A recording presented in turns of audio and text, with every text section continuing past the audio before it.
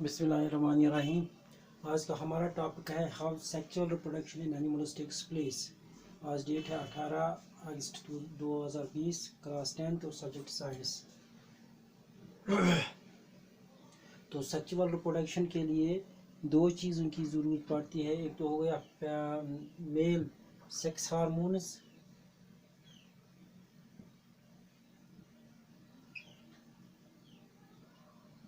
और दूसरा हो गया मेल सेक्स सेल्स, और दूसरा हो गया फीमेल सेक्स सेल्स। तो मेल सेक्स सेल्स को हम स्पर्म कहते हैं और फीमेल सेक्स सेल्स को हम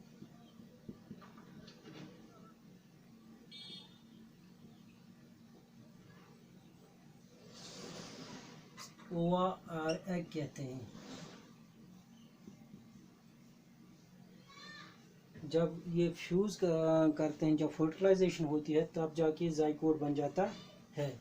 तो ये वेरियस स्टेप्स में हो जाता है। सेक्सुअल रिप्रोडक्शन जो होती है ये एनिमल्स में वेरियस स्टेप्स में हो जाता है। पहला स्टेप कि स्पर्म जो है, जिसे हम मेल सेक्स सेल कहते हैं, ये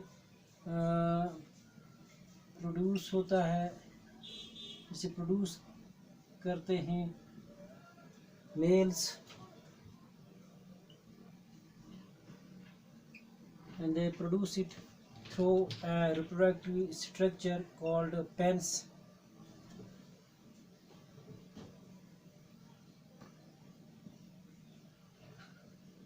ये स्पर्म जो है ये दरअसल पेनिस से इजेक्ट होता है और ओवरी में पहुंच जाता है। ये स्पर्म जो है ये टेस्टीज में बन जाता है। These testes are oval-like structures outside the body of the males. तो इनमें स्पर्म बन जाता है और फिर इजेक्ट होता है थ्रू दिस पेन्स। ये जो स्पर्म होता है ये बहुत छोटे होते हैं, बहुत छोटे स्मॉल साइज होता है इनका। और इन स्पर्म सेल्स को हम हाईली पावरफुल माइक्रोस्कोप के अंडर देख सकते हैं।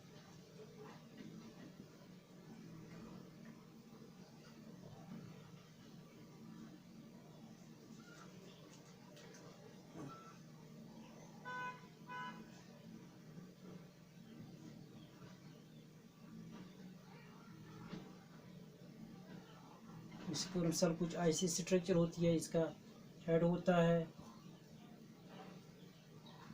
नेक होता है या ट्रंक होता है, और बाहर पीछे से फ्लैजिला होता है।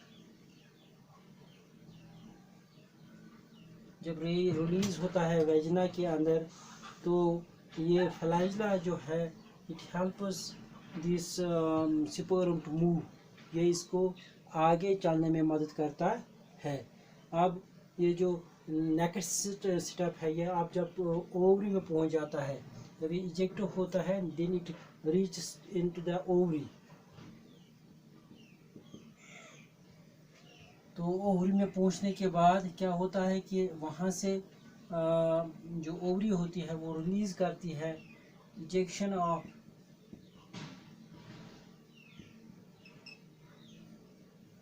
ओवा और egg by the Fallopian tube. जो ओवरियम में फलोपियन ट्यूब होती है, वहाँ से एग या ओवा रिलीज होता है। ये जो एग है या ओवा है, it is larger in size, as compared to sperms.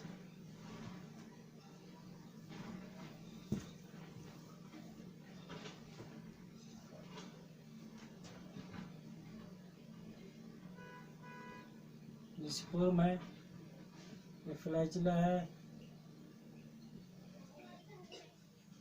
ये इसका न्यूक्लियस है, and this fuses with the egg. This is the egg. Egg is larger in size. तो ये जो बीच में है ये न्यूक्लियस है, और बाहर से इसके बहुत ज़्यादा साइटोप्लाज्म होता है.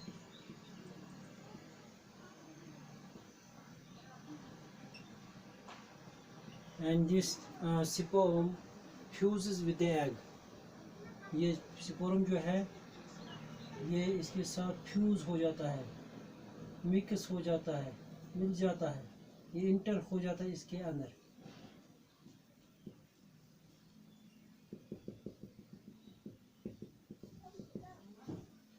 ये मिक्स हो जाता है. ये इसका न्यूक्लियस है और ये इसका न्यूक्लियस है, ये इसका साइटोप्लाज्म है. इसके बाद ये फ्यूज होता है जिससे हम फर्टिलाइजेशन कहते हैं.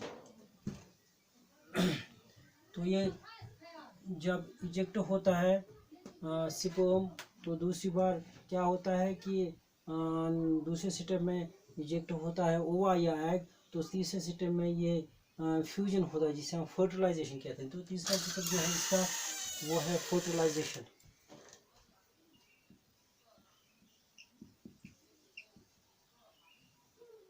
फर्टिलाइजेशन यहाँ क्या होता है कि ये जो स्पर्म है it इंटर्स the egg and it releases its nucleus. This nucleus fuses with the nucleus of this ova or egg.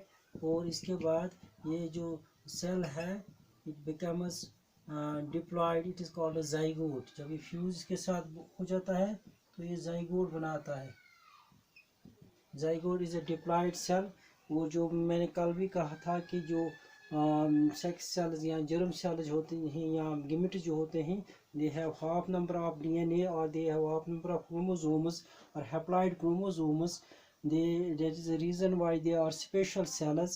बाकी सारी सेल्स जो होती हैं इसके अलावा वो डिप्लॉयड सेल्स होते हैं, उनमें 46 क्रोमोसोम्स होते हैं या 23 pairs of chromosomes. Except these germ cells or except these gametes, they contain half number of chromosomes which get doubled after fertilization. जब fertilization होती है तो जो zygote बनता है it has double the number of chromosomes as compared to germ cells. या जब ये जो zygote बनता है इसमें 2n number of chromosomes होते हैं. और इस तरह से फर्टिलाइजेशन होती है. अब सेक्सुअल रिप्रोडक्शन जो है it does not take place as such. इसके लिए रिप्रोडक्टिव सिस्टम हमें पढ़ना है, तो रिप्रोडक्टिव ऑर्गन्स पढ़ने हैं. रिप्रोडक्टिव ऑर्गन्स जो हैं वो मेल्स में भी पाए जाते हैं और फीमेल्स में भी पाए जाते हैं. इस तरह से 3 स्टेपों के अंदर एक तरह मेल्स स्पर्म रिलीज करते हैं, फीमेल्स ओवा और एग रिलीज करते हैं, और तीसरा स्टेप इसका होता है कि फर्टिलाइजेशन हो जाती है और फर्टिलाइजेशन के में जाइगोट बन जाता है. और ये जाइगोट जो है ये चौथा स्टेप ये है कि जाइगोट जो है ये डिवाइड होता रहता है. It divides continuously. It forms embryo. और ये आखिर पर बेबी बन जाता है. And that baby is born after 9 months. 9 months के बाद ये बेबी जो है पैदा होता है. This happens all in all the animals. In all the animals. तो ये प्रोसेस जो है ये तमाम एनिमल्स में हो जाता है जो बच्चों को जन्म देते हैं. अब जो ये जो स्पर्म है it is being produced by the sex organs. तो सेक्स ऑर्गन्स पढ़ने से पहले हमें पढ़ना है कि व्हाट इज़ प्यूबर्टी.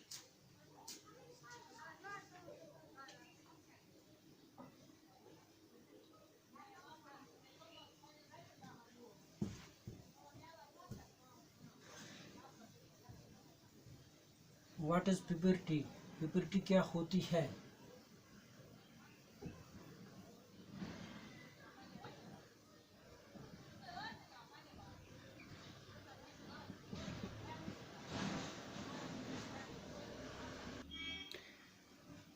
प्यूबर्टी। तो जब बच्चे पैदा होते हैं तो ये पता नहीं चलता है कि कौन सा बच्चा जो है ये मेल है या कौन सा बच्चा जो है ये फीमेल है। उनकी सूरत शक्ल एक जैसी होती है, लेकिन जो वो बच्चे बड़े हो जाते हैं तो इनमें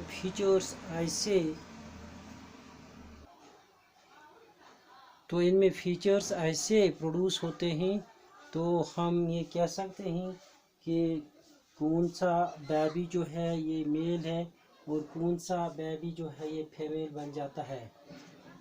तो जब ये 10, 12 या 13 साल की उम्र में पहुंच जाते हैं तो एक स्टेज इनमें शुरू हो जाता है जिसे हम कहते हैं एडोलसेंट स्टेज।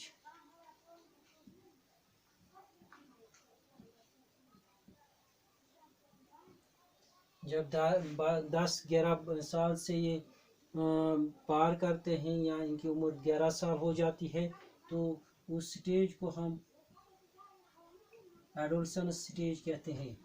लड़कियों में ये एडोलसेंट स्टेज जल्दी आ जाती है as compare to boys. Girls में एडोलसेंट स्टेज जल्दी आती है as compare to boys. Boys में ये थोड़ी देर से आती है। बॉयज़ में ये adolescent stage at the age of 13 years से शुरू हो जाती है, जबकि in girls it starts from the age of 11 years. और लड़कों में ये एज 21 साल तक रह जाती है, जबकि गर्ल्स में ये एज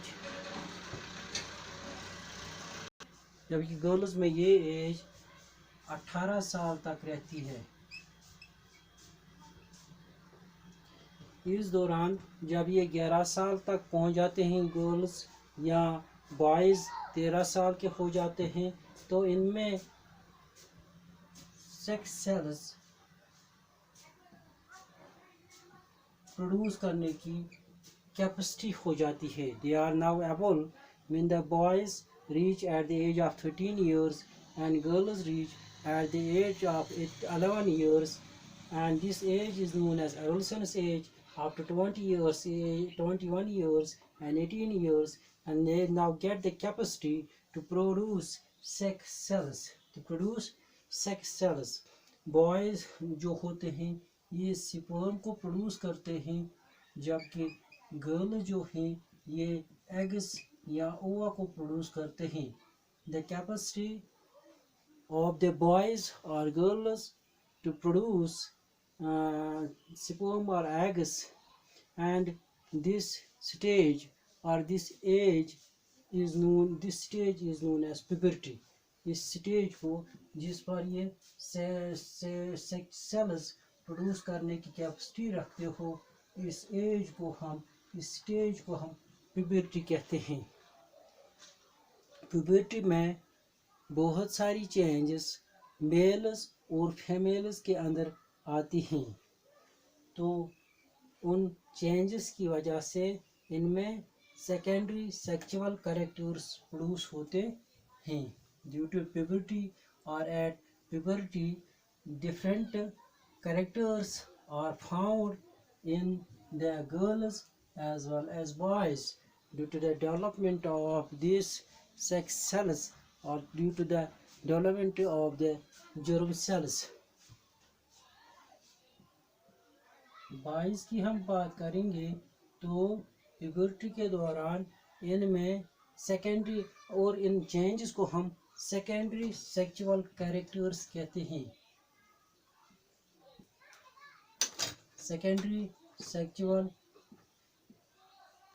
कैरेक्टर्स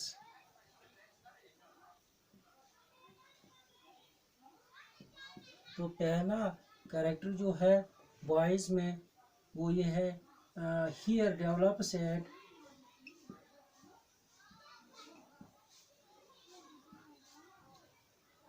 अंडर आर्म्स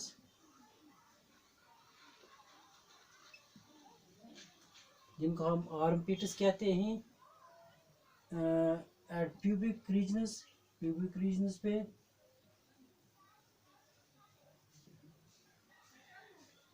दूसरी बात एट चेस्ट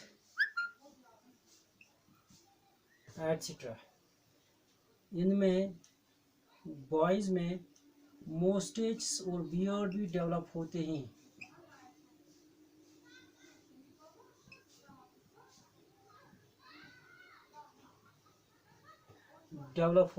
मोस्टेच और बियर्ड। तीसरी बात हाईली मस्कुलर स्ट्रक्चर्स डेवलप होते हैं। Broad shoulders and चेस्ट्स।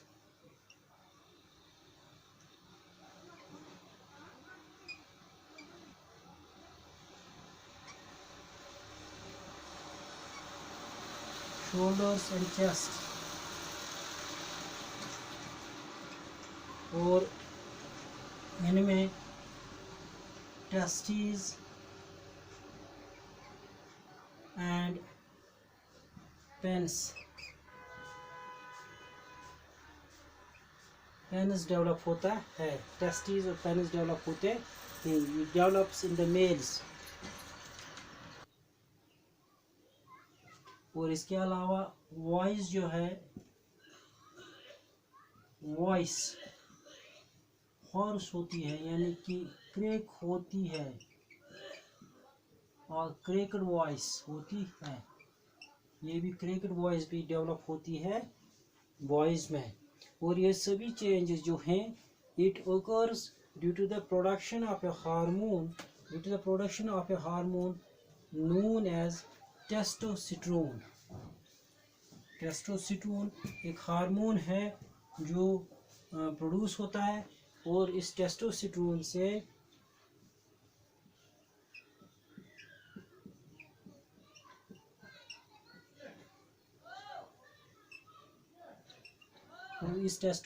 से ये सारे सेकेंडरी सेक्सुअल कैरेक्टर्स मेल्स के अंदर डेवलप होते हैं। ये टेस्टोस्टेरोन जो है ये टेस्टिस के अंदर बन जाते हैं। जब ये हार्मोन जो है टेस्टिस के अंदर बन जाते हैं। These are all like structures found outside the body of the humans और मेल्स। इसके बाद है females.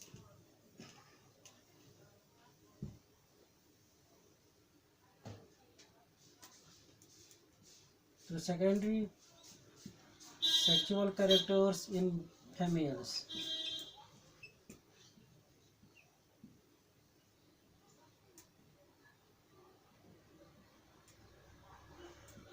Secondary sexual characters in females. Secondary sexual characters in males. Development of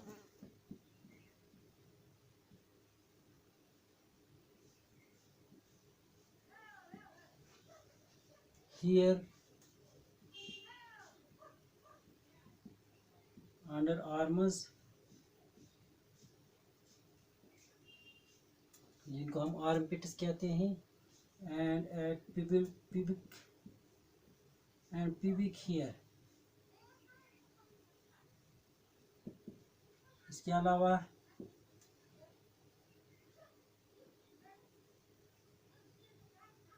broad waists and thighs।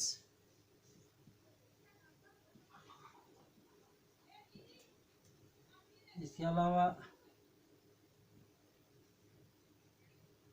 developed breasts।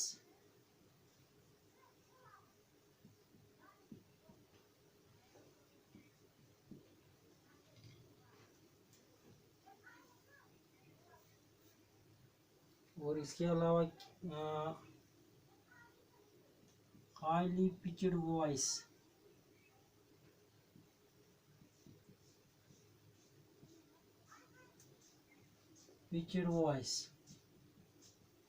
These are the secondary sexual characters which develop inside the females, and these all develop due to a hormone known as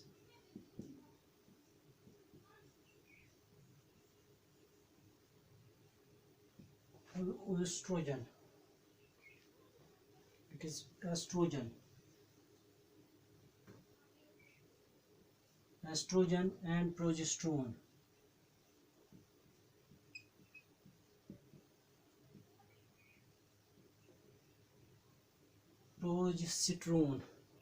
Progesterone और development of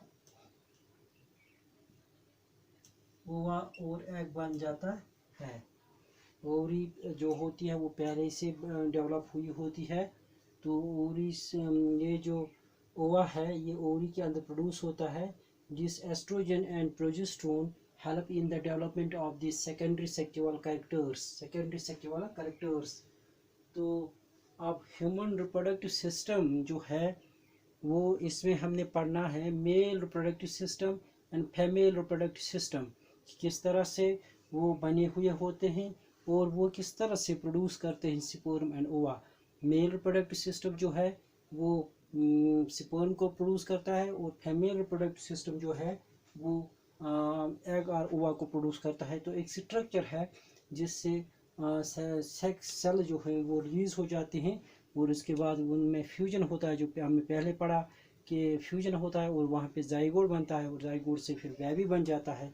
और ये जो secondary sexual characters होते हैं ये humans में पाए जाते हैं और तमाम एनिमल्स में पाए जाते हैं, लेकिन डिफरेंट तरीके से वहाँ से ये मौजूद होते हैं, but they are present in the animals. Now we are going to study or we are going to learn about how human beings or human reproductive system and there are male reproductive system and female reproductive system, and with this we completed today's topic. Thank you.